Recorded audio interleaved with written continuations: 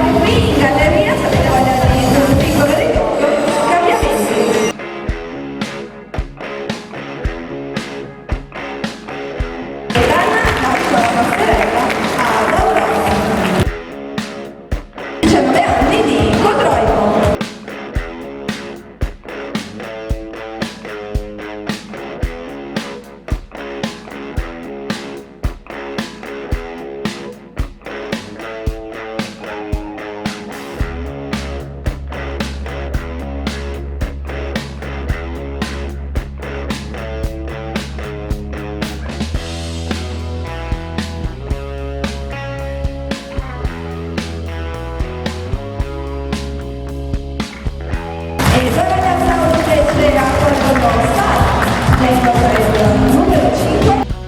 Dopo fuori strada è Sara, ha 17 anni e è arrivata a Capriva del Friuli.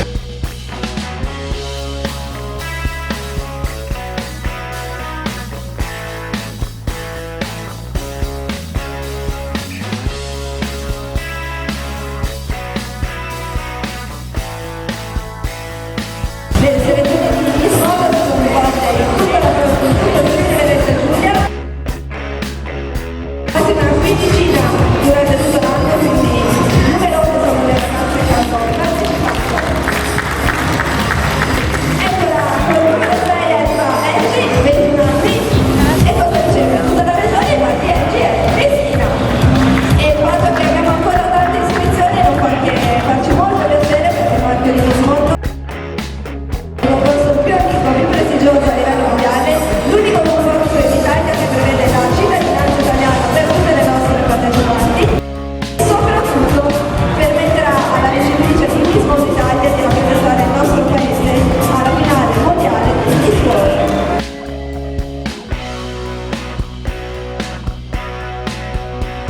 Che porta il numero 7 alla nostra Giada.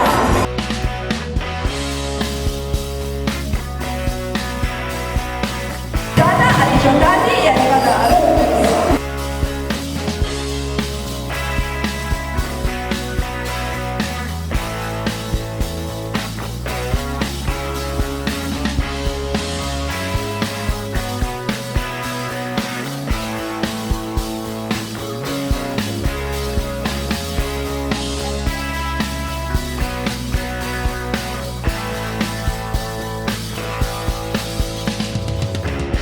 Andiamo con il numero 8, Federica.